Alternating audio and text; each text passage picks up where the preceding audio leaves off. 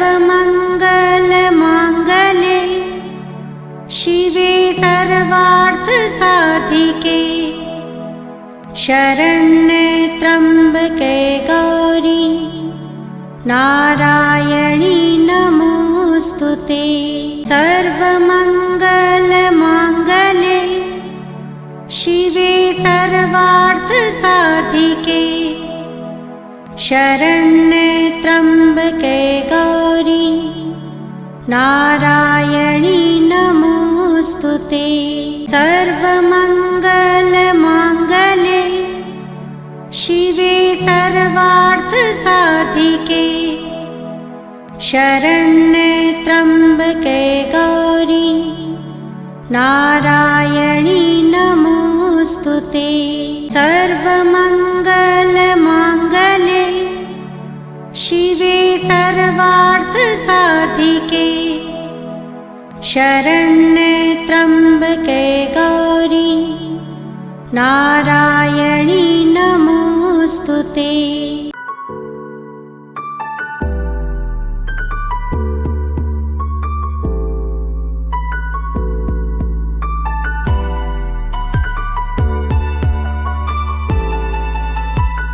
कहना जरूर चाहूंगा और किसी की प्रशंसा के लिए कुछ मैं नहीं कहता इस व्यासपीठ से। मैं एक उदाहरण देता हूं कि संसार में जब ऐसा हो सकता है तो ये सोच तो सब में, लेकिन मैंने समझाया आपको कि नहीं वैसा भी नहीं करना चाहिए।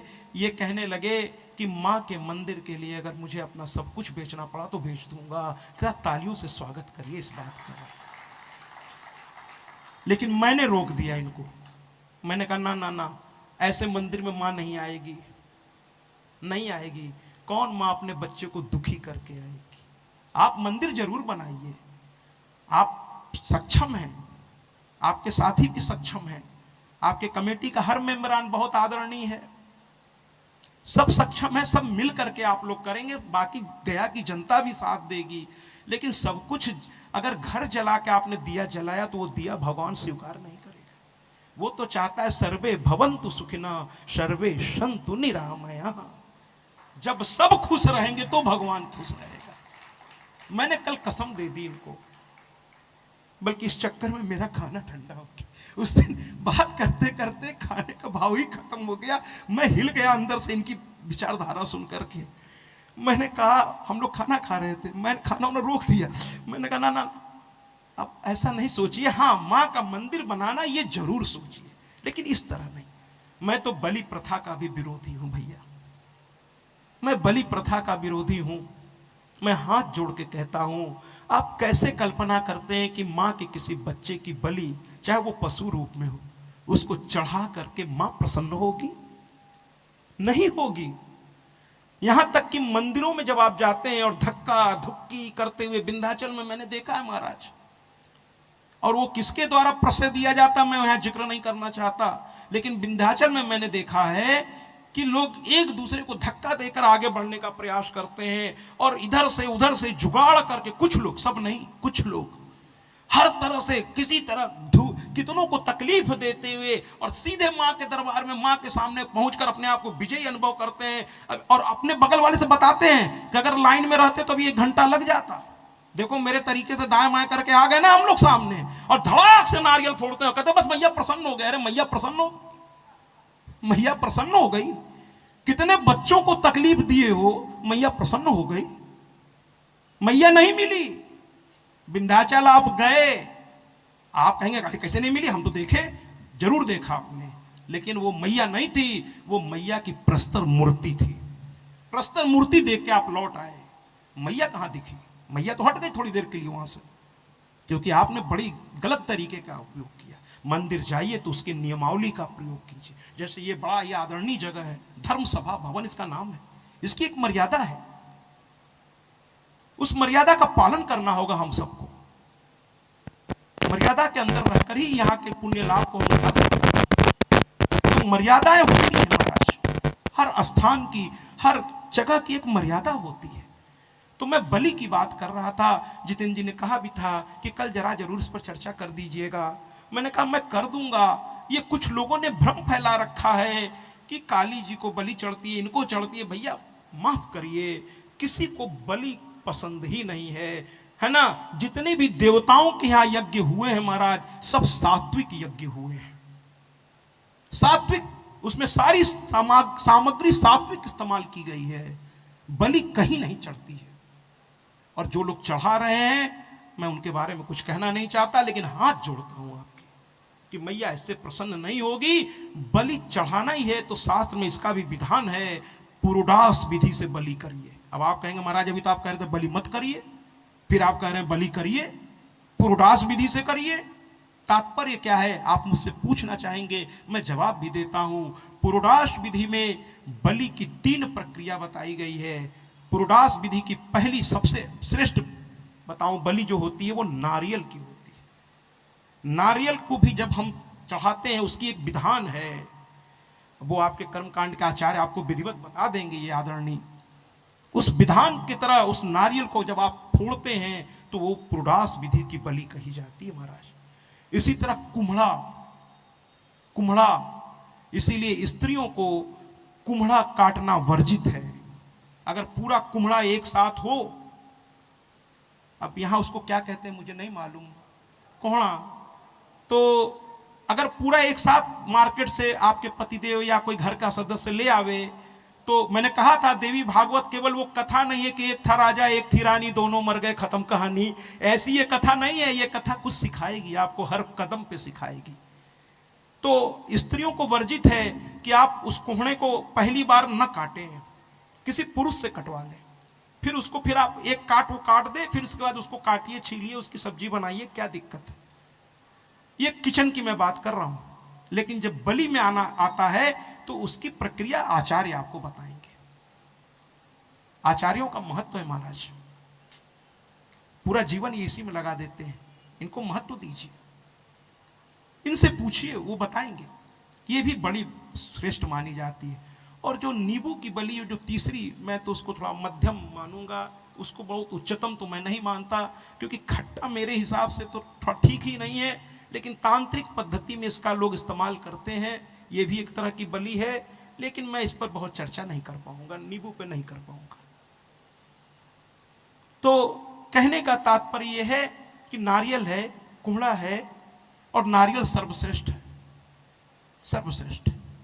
तो बलि चढ़ाइए तो नारियल की पुरोडास विधि से चढ़ाइए। पशु हिंसा नहीं, मानव हिंसा तो सोचिए भी नहीं, बिल्कुल नहीं। तो कुल मिलाकर के सुदर्शन जो है वो था, और क्लिब का मतलब गीता में, भगवत गीता में श्री कृष्ण ने अर्जुन को उकसाने के लिए कहा। कभी कभी ना किसी अच्छे काम को कराने के लिए भी थोड़े कठोर शब्द कभी कभी बोलने पड़ जाते हैं महाराज। और वो कठोर शब्द संत जो है केवल यहां से बोलता है, यहां से नहीं बोलता है, वो सबकी भलाई के लिए बोलता है। जैसे अभी थोड़ी देर पहले मैंने कहा मर्यादा मेरे, वो यहां से मैंने नहीं बोला, सभी आदरणीय, मैं सबको प्रणाम करता हूं, आप सभी आदरणीय। उसमें से एक तो मेरे बहुत प्रिय है ना, अभी तो उनके साथ पूरा गया भ्रमण करना है मुझे। वो मुझे रोज कहते हैं कब चलिएगा, कब चलिएगा, कब चलिएगा। मैं कहता हूं अच्छा माँ का प्राकट्योत्सव हो जाए, मेरे बड़े प्रिय हैं वो। लेकिन हकीकत क्या है कि संत जो है सबके लाभ के लिए, उसमें वो भी शामिल है, कुछ मर्यादाओं का पालन कराने के लिए कभी कभी थोड़ा सा बोलता है। तो हमारे कृष्ण ने अर्जुन को थोड़ा सही रास्ते पे ला, क्योंकि अर्जुन धनुष बाण रख चुके थे और अर्जुन उनका बहुत प्रिय। जो व्यक्ति जिसका जितना प्रिय होता है उतने अधिकार से उसको वो बोल पाता है। अगर कोई आपको डांट रहा हो घर में भी, मैंने कल बच्चों से कहा था, मैं तो कहता हूं अपने बच्चों को लाया कीजिए कि बेटा अगर माँ बाप आपको कुछ कहते हैं तो याद रखिए कि जिस पत्थर पर छेनी हथौड़ी पड़ती है, ये माँ बाप की डांट, बड़ों की सीख, ये वो छेनी हथौड़ी है। जिस पत्थर पर पड़ती है वो पत्थर पूजनीय हो जाता है, और जिस पत्थर पर छेनी हथौड़ी नहीं पड़ती वो नालियों पर बिछा दिया जाता है, लोग उस पे से पैर रख के आते जाते हैं। इसलिए संतों की डांट, संतों की बातें, बड़ों की बातें, आदरणीय लोगों की बातें, ये वो छेनी हथौड़ी है जो आपको ऐसा रचना देती है कि आप अपने आप में पूजनीय हो जाते हैं, आदरणीय हो जाते हैं, सम्माननीय हो जाते हैं। ये आप ही के हित के लिए होता है। तो हर चीज की एक मर्यादा है। यहां पर अर्जुन को जो कृष्ण ने कहा उसका मतलब जानते हैं आप? सुनेंगे तो बड़ा हतप्रभ रह जाएंगे कि भगवान ने क्या कह दिया अर्जुन को। क्लिप का मतलब होता है नपुंसक। बहुत बड़ी बात कह दी, इसकी और सरल भाषा में मैं यहां से नहीं बोल सकता। वो शब्द कह दिया भगवान ने अर्जुन को, जबकि अर्जुन उनका सखा था, बहुत अपना था। अर्जुन और कृष्ण अलग नहीं थे, ये नर और नारायण हैं, जो देवी भागवत में भी आएंगे। नर नारायण ही श्री कृष्ण और अर्जुन बन के आए हैं। ये एक ही शरीर के दो हिस्से थे, बस धर्म की रक्षा के लिए इन्होंने अवतार लिया था। वो तो भगवान ने कहा है गीता में, यदा यदा ही धर्मस्य ग्लानिर्भवति भारत अभ्युत्थानम धर्मस्य तदात्मान्यम सृजाम्यहम्। जब जब धर्म की हानि होगी मैं आऊंगा। ये तो भगवान ने वचन दिया है हम लोगों को। लेकिन नपुंसक कह दिया अर्जुन को कि नपुंसक जैसी बातें कर रहे हो तुम। अर्जुन हतप्रभ रह गए, देखने लगे उनकी ओर। कहते बातें पंडितों जैसी करते हो और हरकत नपुंसक जैसी करते हो। बड़ी बड़ी बातों से नहीं काम चलेगा, कर्म में उसको ले आओ। जैसे हम संकल्प बहुत सारे ले लेते हैं लेकिन उसको पूरा करने के लिए प्रयास नहीं करते। यही तो गलती है। संकल्प लिया तो आपसे जो बन पड़े उसके लिए प्रयास करिए। होना नहीं होना वो ईश्वर के हाथ में, उसके लिए प्रयास करिए। तो क्लिब कहने के बाद अर्जुन उठ के खड़े हुए। उसी तरह यहां एक लड़के ने, ऋषि लड़के ने एक दूसरे को हंसी मजाक में, 4-5 साल के बच्चे, वो कृष्ण की गीता की तरफ विद्वता वाली बात नहीं कर रहे तो खेल रहे थे आपस में। और उन्होंने एक लड़के को कह दिया, जैसे बच्चे बच्चों को चिढ़ाने के लिए कहते हैं, अरे क्लिब, अरे क्लिब। एक बार उसने कहा और पता नहीं कैसे सुदर्शन को यह शब्द अच्छा लग गया महाराज, बड़ा अच्छा लग गया। और वो कहने लगा, अच्छा क्ली, ब हटा दिया उसने। क्लिब, क्लिब माने नपुंसक, ब लगा है। संस्कृत में एक एक मात्रा का महत्व होता है महाराज। मात्रा इधर से उधर हो जाए तो चीजें बदल जाती है। जैसे मैं बुजुर्गों से हमेशा कहता हूं कथाओं में कि कभी मत कहा कीजिए कि मैं काफी अकेला हूं। एक शब्द इधर से उधर कर दीजिए, मैं काफी अकेला हूं। में अकेला से पहले जो काफी शब्द लगाया है उसको अकेला के बाद लगा दीजिए, भाव बदल जाएगा। मैं अकेला ही काफी हूं, ऐसे सोचिए, फिर देखिए जमाना बदल जाएगा। बुजुर्ग आज से ये कभी मत कहिए कि मैं अकेला हो गया हूं जब से मैं रिटायर हुआ। अरे भैया आप तो वो हैं, आप तो वो हैं जो जमाने को बदलने की ताकत रखते हैं। आप तो बड़े बड़े पदों को सुशोभित कर चुके हैं एक जमाने में। आप अपने आप को क्यों भूल गए? आप क्या नहीं कर सकते? कहते ना कि हर आग से वाकिफ हूं, जलना मुझे आता है।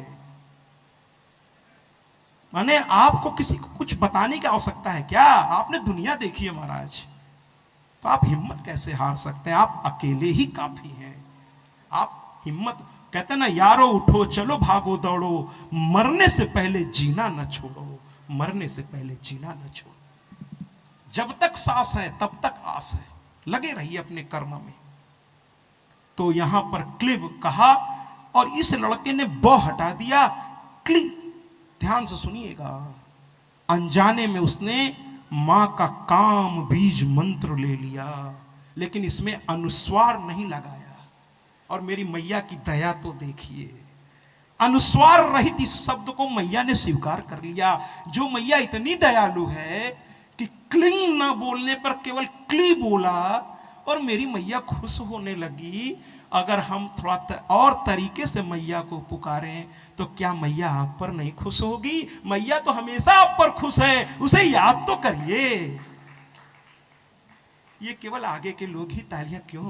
क्या मैया आप लोगों की भी तो है और आप भी तो मैया को ही दिल से पुकारते हैं। तो जब तालियां बजे तो यहां से लेकर वो आखिरी तक बैठे हुए व्यक्ति तक होनी चाहिए, क्योंकि हम ताली किसी व्यक्ति के लिए नहीं बजा रहे हैं। हमें तो इस कथा के आनंद में उस माँ की याद आ रही है, उस माँ को बता रहे हैं। हम आज बड़े खुश हैं, अपने भाग्य पर इठला रहे हैं कि आज आपकी कृपा से ये सौभाग्य मिला। नवरात्र में श्रीमद् देवी भागवत रामचरित मानस नवा यज्ञ के मंडप में, इससे बड़ा सौभाग्य और क्या होगा? आप उसकी तालियां बजाया कीजिए। जब जब बात अच्छी लगे दिल खोल के ताली बजाइए, जयकारा लगाइए। और गीत अगर कुछ अच्छा लग जाए तो आप भाव में उठ करके माँ, ये माँ का घर है, माँ को दिखाना है, किसी और को क्या दिखाना।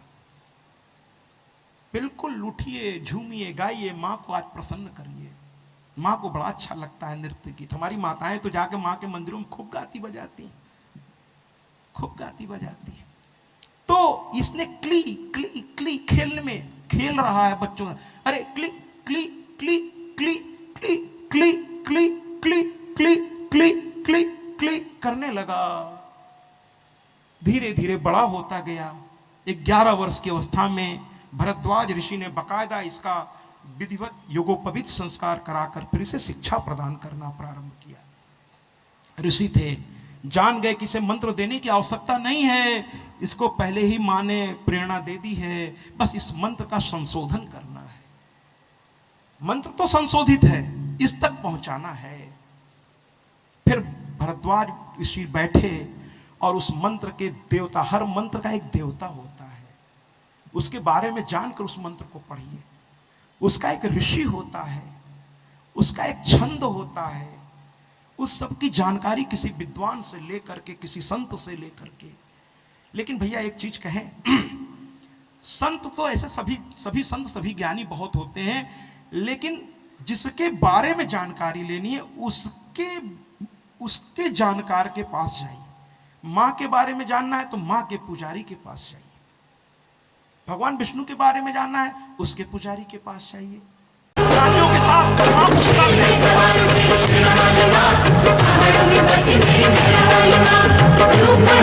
शेरावालिदा बोल साचे दरबार की।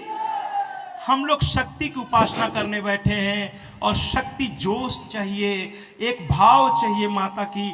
तो कृपा करके भाव में आइए, जिससे कथा का आनंद और गुना बढ़ जाए। इस समय भूल जाएं कि संसार में कुछ और, बस सिवाय माँ माँ और सिर्फ माँ। बस आज माँ को रिझाना है। संसार के लोगों को तो रिझाते रिझाते थक गए, कुछ अपने बन के भी नहीं बने और कुछ बन के भी रह गए। लेकिन माँ को अगर रिझा ले गए, माँ प्रसन्न हो गई और एक बार अपनी हो गई, तो वो सदा के लिए अपनी हो जाए। तो आइए कथा को आगे बढ़ाते हैं थोड़ा सा। सुदर्शन रोने लगा, रोते रोते कहने लगा, मां तू मुझे दर्शन दे। और जब विश्वास कीजिए, आप यहां से शुरू करिए, प्रार्थना यहां से शुरू कीजिए। प्रार्थना का क्या स्वरूप है, क्या नहीं है, ये देखने वाली बात नहीं है ना, ये देखने वाली बात नहीं है। भाव होता है, भाव से भगवान है। इसलिए जब भाव जगा और सुदर्शन ने जिद ठान ली, और जिद के आगे तो निराकार को भी साकार होना पड़ता है। और भैया एक बात आज आपको बताएं, बहुत पते की बात है, सुनिएगा ध्यान से। संत बैठे हैं, मैं क्षमा चाहूंगा, आदरणीय आचार्य बैठे हैं, मैं उनसे भी क्षमा चाहूंगा। थोड़ी माँ के प्यार में जैसे जितेंद्र जी थोड़ा बहक गए थे, थोड़ा सा हम भी धृष्टता करने जा रहे हैं, क्षमा पहले मांग ले रहा हूं। कि लोग कहते हैं कि भगवान का निराकार रूप इस साकार आंखों से नहीं देखा जा सकता, लेकिन मैं इस मंच से बैठकर आप सबकी थोड़ा इजाजत लेते हुए मैं ये कहना चाहता हूं, बड़े गर्व से, बड़े विश्वास से, बड़े अधिकार से, कि मेरी मां को आप निराकार रूप में भी देख सकते हैं, मैं दिखा सकता हूं। अब आप कहेंगे कैसे? अभी थोड़ी देर बाद मां का प्राकट्य होगा महाराज, और मां पहले निराकार रूप में ही आएगी। जब सारे प्रकाश एक साथ मिलेंगे, ये कथा भी आने वाली है, बहुत आनंद आएगा। जब भगवान ब्रह्मा विष्णु महेश के मुख से, अभी मैं उसका ज्यादा वर्णन नहीं करूंगा वरना वो आनंद चला जाएगा, वो प्राकट्योत्सव में अभी सबसे अंत आज इसी से होना है, महिषासुर मर्दनी स्तोत्र से। तो जब वो सारे प्रकाश एक साथ जाकर आकाश में मिले, सारे देवताओं के शरीर से प्रकाश निकलकर एक प्रकाश पुंज जो देखने में असहनीय था महाराज, और वो प्रकाश पुंज धीरे धीरे आकार लेने लगा स्त्री रूप में। तो भैया दिखी नहीं मेरी मैया निराकार रूप में क्या? अरे भैया ये जो मंदिर की ज्योति है ना, ये जो मंदिर की ज्योति का प्रकाश है, यही मेरी मैया का निराकार स्वरूप है। हर मंदिर की ज्योति आज से जान लीजिए, ये मेरी मां का निराकार स्वरूप है। और जब वो आकार लेता है तो इस अष्टभुजा के रूप में या नाना प्रकार के रूप में परिलक्षित होता है। तो मेरी मैया को आप निराकार भी देख सकते हैं, और साकार भी देख सकते हैं, इन्हीं आंखों से देख सकते हैं। साकार की तस्वीरें नाना प्रकार से, तस्वीर से ही तो भाव पैदा होता है। और अगर ये केवल तस्वीर हैं तो फिर इनके सामने हम अपना दुख क्यों कहते हैं? और अगर दुख कहते हैं तो इसका मतलब हम ये मानते हैं कि ये जीवंत हैं, ये मेरी सुनेंगी। तो जब इसको जीवंत मानते हैं तो फिर तस्वीर क्यों कहते हैं? इसलिए मां का निराकार और साकार दोनों रूप है। इस पर अभी चर्चा ज्यादा इसलिए नहीं करना चाह रहा हूं क्योंकि प्राकटोत्सव में इसका आनंद मैं लूंगा और आप भी लेंगे। आइए अभी इस कथा को आगे बढ़ाते हैं। सुदर्शन के सामने मां प्रकट हो गई चतुर्भुजा रूप में, बड़ी शांत मुद्रा में। कल मैंने आपसे बड़ी नोटेबल बात की थी, हो सके तो कथा में डायरी पेन भी लेकर बैठा कीजिए और कुछ अच्छा लगे तो नोट कर लिया कीजिए, क्योंकि भूल जाता आदमी संसारिक बातों में तरह तरह के। मैंने कल कहा था कि काली का एक स्वरूप ही हम लोगों के एकदम दिमाग में बैठ गया कि काली माने जीव निकाले हुए, एकदम खड्ग ताने हुए। अरे नहीं भैया, वो एक क्षणिक घटना थी जिसको चित्रकार ने चित्रित कर दिया और काली का वही स्वरूप हमारे दिलो दिमाग में छाया हुआ है। और वो कल मैंने विस्तृत वर्णन किया था कि वो राक्षसों के संहार के बाद शांत नहीं हो रही थी, कोई उनको शांत करने में सक्षम नहीं था। तो भगवान शिव उनके मार्ग में लेट गए और मां क्रोध में एकदम पैर पटकती हुई आ रही थी। और गौरा का ही तो जब क्रोध में आती है तो काली स्वरूप धारण करती है मां, तो वो चली आ रही थी और अचानक भगवान शिव को और कोई उपाय सूझा नहीं, क्योंकि सभी देवता बारी बारी से हाथ जोड़ के मां शांत, और लेकिन मां का क्रोध शांति नहीं हो रहा था। गणपति आए, वो भी शांत नहीं कर सके, उनके पुत्र थे उस समय, लेकिन मां क्रोध में कुछ देख ही नहीं पा रही थी, क्योंकि शत्रुओं मतलब राक्षसों ने इतना अत्याचार किया कि मां को भगवान बड़ा सहता है महाराज, बहुत धैर्य से सोचता है अब आप बदल जाएंगे, अब आप बदल जाएंगे, अब आप बदल। ये कोरोना जो है ना, ये क्या है? हमारे आपके कर्मों का नतीजा है महाराज। हम इतना अमर्यादित जीवन जीने लगे हैं कि महामारी आएगी, बार बार आएगी, टीके बनेंगे, लेकिन अगर मर्यादा का पालन करने लगे तो इसकी आवश्यकता ही नहीं पड़े महाराज। मर्यादा रूपी टीका अगर सबको जन्म देते ही लगा दिया जाए तो किसी और टीके की जरूरत पड़ेगी। साइंटिफिक दृष्टिकोण से मैं टीकों का विरोधी नहीं हूं, वो जरूरी है, सामाजिक में तरह तरह का प्रदूषण भी है, लेकिन मर्यादा बहुत कुछ शांत कर देता है। तो मां का जो स्वरूप है, तो मां चली आ रही है और अचानक भगवान शिव उनके रास्ते पर, उनको कुछ सूझा नहीं, लेट गए। मां अभी पैर भी नहीं रखी थी प्रभु पर। ये गलत है कहना कि खड़ी, अरे अरे बाप रे, क्या कह रहे हैं आप? अरे मैया है, मैया से मर्यादा तो उनके चरणों की दासी है। मैया से अमर्यादित व्यवहार की आप कल्पना भी नहीं कर सकते। मैया ने केवल चरण उठाया, जैसे ही देखा वो चरण पीछे खींची और उनका जीभ, कभी कभी हम लोग भी गलती करते तो जीभ, अरे ये क्या हो रहा है, तो मैया ने थोड़ी देर कैसे जीभ निकाला और चित्रकार ने वही बना दिया। और हम लोग सोचते हैं काली मां ने हमेशा जीभ निकाले हुए। कल जब मैंने मणिमय दीप की वर्णन किया था तो मैंने कहा था हमेशा मैया सिंह पे ही थोड़ी सवार रहती है। सिंह उनकी सवारी जरूर है, लेकिन उनका आसन है शिव प्रेम का आसन। मणिमय दीप धाम में बड़ा ही भव्य आसन उनका है। उस आसन का वर्णन मैं मणिमय दीप में जब प्रवेश करूंगा तो विधिवत करूंगा आपके सामने, उस आसन में क्या क्या लगा हुआ है। मणिमय चक्र के ऊपर अगर किसी को बैठने का अधिकार है तो सिर्फ मैया को है, किसी भी देवी देवता को नहीं है। क्योंकि मैया हमारी कैसी है? आदि अनादि अनामय अविचल अविनाशी अमल अनंत गोचर अज आनंद राशि, ऐसी है मेरी मैया। तो ऐसी मैया के बारे में चित्रकार ने अपना रखा है, लेकिन हम आपको कल बताए थे, बड़ी विनम्रता से दोबारा दोहरा दिए कि मैया तो काली नहीं है, भद्र काली है, अपने भक्तों के लिए भद्र काली है। आइए ना एक बार जोरदार तालियों से मैया का प्रणाम करें, जयकारा लगाएं। सर्वमंगल मांगल्ये शिवे सर्वार्थ साधिके शरण्ये त्र्यंबके गौरी नारायणी नमोस्तुते।